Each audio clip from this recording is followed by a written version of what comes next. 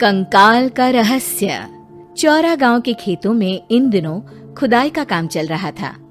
असल में इसी गांव से होकर एक अच्छी सड़क गुजरनी थी, इसलिए यहाँ खुदाई शुरू की गई थी। अचानक एक दिन खुदाई करने वाली मशीन से कुछ टकराता है। बाद में जब खोजबीन की जाती है तो वहां से 2 कंकाल मिलते हैं। पुलिस गांव के लोगों से पूछताछ शुरू करती है। आप लोगों को क्या लगता है ये किसके कंकाल हो सकते हैं? अरे साहब, हमें क्या पता ये किसके कंकाल है, आप ही लोग पता लगाइए। हम लोग तो बहुत ज्यादा डरे हुए हैं। हाँ, हमारी फॉरेंसिक टीम अभी आ रही है। ये बताओ कि इस गांव के रहने वाला कोई जोड़ा गायब तो नहीं ना? क्योंकि शुरुआती जांच में तो ये बात सामने आ रही है कि एक कंकाल किसी पुरुष का है तो एक किसी महिला का। साहब, हमें तो बहुत डर लग रहा है। ऐसे कंकाल मिलने का मतलब गांव के आसपास ही किसी की हत्या हुई है या फिर किसी को जलाकर मार डाला गया है। हाँ साहब, हम अपने परिवार को लेकर बहुत ही ज्यादा परेशान हैं। देखिए, आप लोगों की परेशानी हम समझ सकते हैं, लेकिन आप लोगों को पुलिस का सहयोग करना होगा, क्योंकि आपके सहयोग के बगैर हम ये पता नहीं लगा सकते हैं कि आखिर ये किसके कंकाल है और इनकी हत्या किसने की। ठीक है साहब, गांव के लोग आपका पूरा सहयोग करेंगे। हाँ साहब, पूरा सहयोग करेंगे। तो फिर ठीक है, हम अपनी जांच शुरू कर देते हैं। कुछ दिन बाद जांच रिपोर्ट आ जाती है। पता चलता है कि ये कंकाल करीब 20 साल पुराने हैं, यानी 20 साल पहले किसी जोड़े की हत्या कर शव को यहाँ पर दबा दिया गया था। इंस्पेक्टर राघव, ये बताओ कि 20 साल पहले की मर्डर मिस्ट्री क्या अब सुलझ सकती है? हाँ सर, क्यों नहीं, लेकिन अब सबूत और गवाह काफी मिट गए होंगे। मुश्किल तो होगी, लेकिन शायद किसी परिवार को इंसाफ मिल सके। इंस्पेक्टर राघव, आप बिल्कुल सही कह रहे हैं। किसी परिवार को तो इंसाफ मिलेगा ही और किसी को उसके किए की सजा भी मिलेगी। जी सर, मैंने तो जांच शुरू भी कर दी है। 20 साल पहले इस गांव के 2 जोड़े अचानक कहीं गायब हो गए थे। मैंने दोनों ही परिवारों के बाकी के सदस्यों से बातचीत शुरू की तो उन्होंने बताया कि उनके बच्चे शहर गए थे, लेकिन आज तक वापस नहीं लौटे हैं।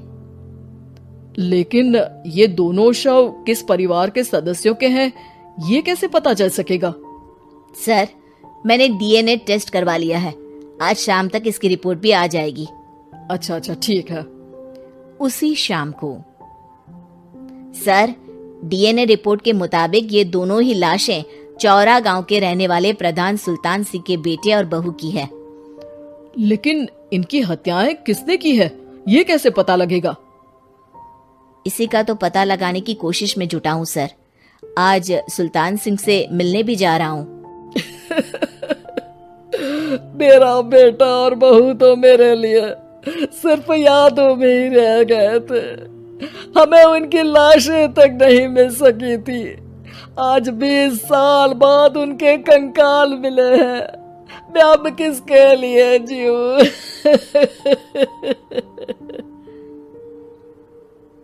लेकिन सर, क्या आपकी किसी से कोई दुश्मनी थी? अपने बेटे बहू की हत्या के लिए आप किसे जिम्मेदार मान रहे हैं? अब मैं किसका नाम बोलूं? मेरी तो किसी से दुश्मनी नहीं थी, बस मेरे बेटे बहू को कोई वापस ला पाता।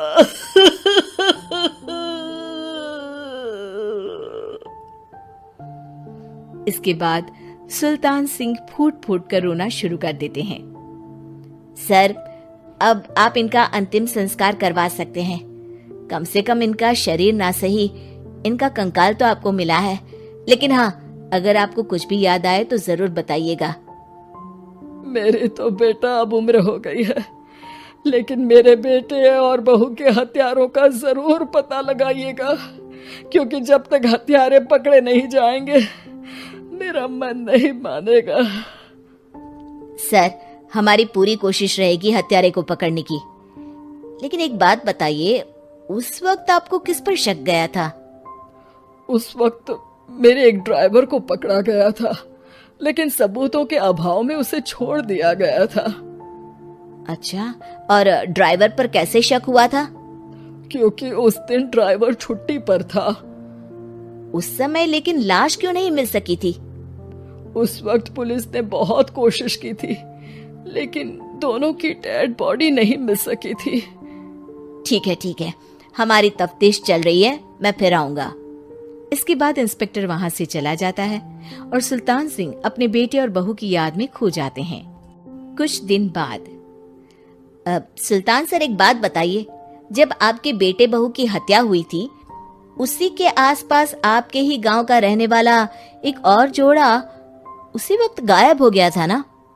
हाँ सर, अलका और अभिषेक, वो भी मेरे बच्चों जैसे ही थे। तो फिर वो कहाँ है? उनका भी आज तक पता नहीं चल सका, लेकिन बताते हैं कि कुछ साल पहले अभिषेक को गांव के ही किसी आदमी ने मुंबई में देखा था, लेकिन फिर वो गायब हो गया।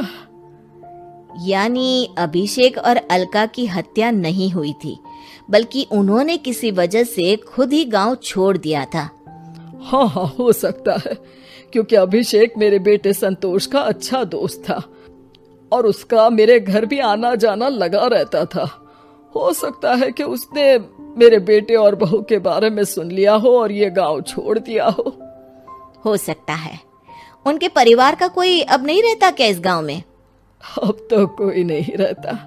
एक चाचा थे, लेकिन उन्होंने भी अपना पुश्तैनी मकान बेच दिया है। वो भी अब कहीं शहर में ही बस गए हैं। ओह, अभिषेक और अलका के बारे में भी पता लगाना होगा। हो सकता है कि वही इस हत्या के बारे में कुछ बता सके।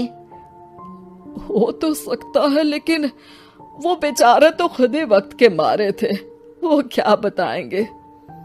फिर भी सर, जब केस दोबारा खुला है तो जांच तो करनी ही पड़ेगी, और इस बार तो लाशें भी बरामद हुई है। कुछ दिन तक लगातार तफ्तीश चलती रही।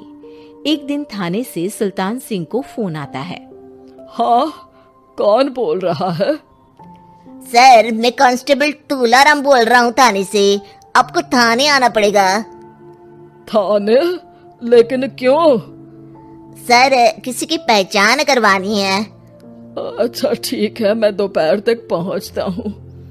सुल्तान सिंह दोपहर में थाने पहुंचता है। कई पुलिस के अधिकारी वहां मौजूद रहते हैं। सर, आपके बेटे की हत्या का रहस्य आज शायद सुलझ जाए। अच्छा इंस्पेक्टर राघव, पर वो कैसे? सर, उस आदमी को देखिए, क्या वही अभिषेक है? सुल्तान सिंह की आंखों में हैरानी से आंसू आ जाते हैं। हाँ सर, यही अभिषेक है। ये आपको कहाँ से मिला? सिर्फ अभिषेक ही नहीं, बल्कि इसकी पत्नी अलका भी इसके साथ है। मैडम, जरा अभिषेक की पत्नी को लाइए। जैसे ही अलका को पेश किया जाता है, सुल्तान सिंह जमीन पर गिर जाते हैं। सुल्तान सर, क्या हुआ आपको? आप अलका को देखकर गिर क्यों गए? सुल्तान सिंह सर पकड़कर बैठ जाते हैं। ये अलका नहीं, बल्कि ये तो मेरी बहू रितु है। पूरा थाना एक दूसरे का मुंह देखने लगता है। क्या? इसके बाद हर किसी को दो कंकाल और हत्या का रहस्य समझ में आ गया। अभिषेक और रितु ने मिलकर संतोष और अलका की हत्या की थी और लाश को जमीन के नीचे दबा दिया था। आज 20 साल बाद इस हत्या का रहस्य खुल सका था कि अवैध प्रेम संबंध में 2 मासूमों की जान गई थी।